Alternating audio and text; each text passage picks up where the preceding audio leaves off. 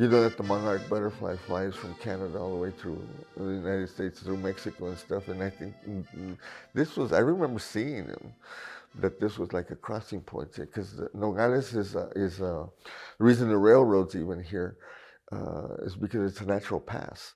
They built a train from Benson to Nogales to Guaymas. And so this really put Nogales on the map. Before that, it was called Line City. And it was started in the very beginning. I think the first building was a bar, and then there were retail places of U.S. goods for sale to Mexican people.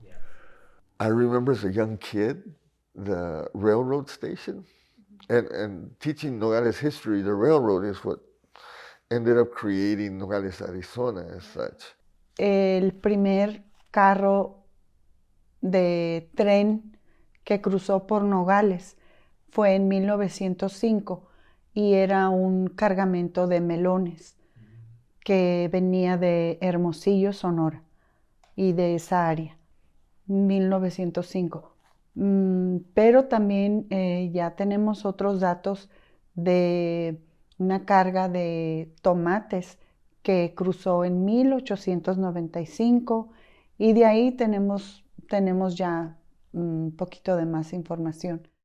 Well, produce has played a huge role. It's really the principal industry of Nogales now, and even then, when it started. And produce, way back when, the stories were told to me, was, railroaded in. We had a huge ice plant, and it would stop right on Grand Avenue, right on the main Grand Avenue. There was a huge ice plant, and the trains would stop there and fill up with ice to keep going on to sell the product. Habían hombres que eran unos cubos de hielo grandes y ellos como unos picos que agarraban el hielo y era muy a mano, era labor.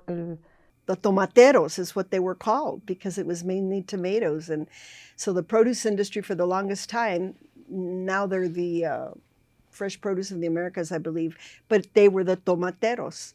And they had huge galas and all kinds of big parties. Nogales is very famous for its crazy parties. A lot of it was held over from the movie days. There were about 130 movies filmed here in Santa Cruz County in northern Sonora over the last 100 years, really.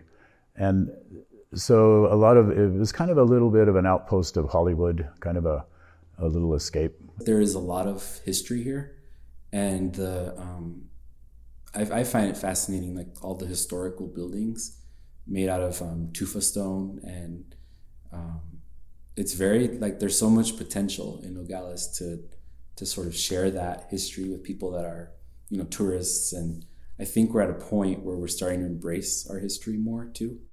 You hear stories, and I actually remember seeing it, where the fire department would actually put their hose over the fence to help put out fires in Mexico. Antes, en las fiestas de mayo, ¿has oído las fiestas de mayo de Nogales? ¿Sabes tú que no había reglas para cruzar? No. Todo mundo podía. Del 1 de mayo creo que al 5 de mayo, la garita, the line, was totalmente abierta. Tú podías ir y venir, no, sin papeles, sin nada, ni siquiera, hi, pum, pum, pum, pum, pum.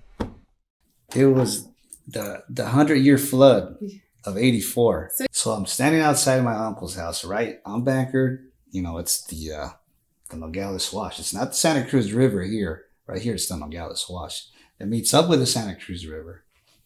So my little sister, we're playing outside and watching the water. Had receded, a good 8 feet below the barrier.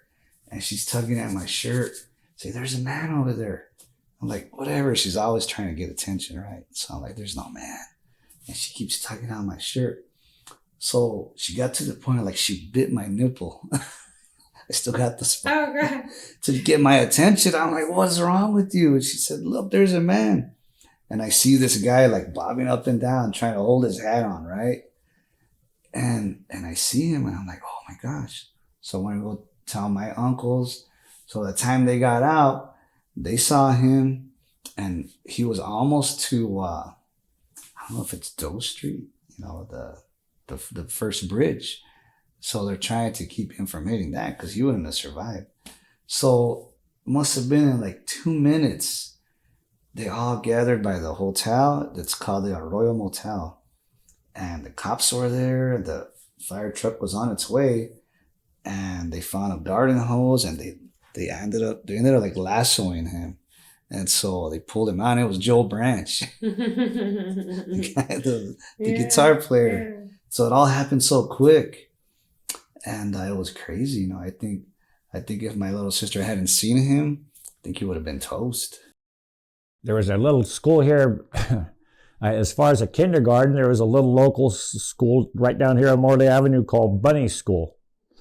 Marge Anderson ran it a long time ago, and that's an interesting story about her parents because they were involved in the Ruby massacre years ago. Ruby was raided many years ago, and Marge's aunt grabbed her and hid in a tree, and they went in there and killed her parents and so forth, and it was gruesome. But anyways, to make a long story short, she later on, both she and her husband were teachers here, and she ran that little bunny school down there for quite some time. It was like 1953, right about that area.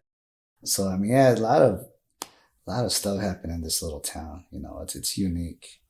You can either look at it as it's a boring little town, oh, maybe to some extent, but it's like it's rich in culture, it's rich in history. You know, you had the Buffalo Soldiers and Camp Little, that whole area by Wade Carpenter Middle School. And back in the 80s, growing up, we would cross over, and there was kind of like a pond. So we'd always be digging around there, causing trouble, and we'd find silverware, and we'd find stuff from that era of military. I remember that as a teacher, there was a gentleman who said from the U of A anthropology department, who says, you know what, I want to do some digs here. I want to expose kids to anthropology. And I said, fine, go ahead and do it with my class. So he did a few digs and stuff. But one of the things that he shared with us was that here on the border, back in indigenous times, it was a border. It was a place of meeting. That on this side was they find the pottery of the Hohokam, and on that side, on the Nogales Sonora, and it's almost where the line is right now, that they find pottery of the Trincheras. Mm-hmm. So there was two groups that met in this geographical location, because like I said, it's a natural pass. Mm-hmm. But what they have found is that on this side of the border, there are artifacts that are only found way south in Mexico. And on that side of the border, there's artifacts that are found way north of North America. So what this was a trade. Was an area where, you know what, there's the North and the South can meet and exchange goods and trade. So it's kind of like, you know what, our ancestors, if you want to look at that they're our ancestors, because it's their land, always has been, had the answer as to what the border should look like. Yeah. It should be an area where a mutual benefit of trade, because this is a natural path that nature is telling you what it should be. But I think until people actually come down and experience it, they walk away with a whole different idea of what it is.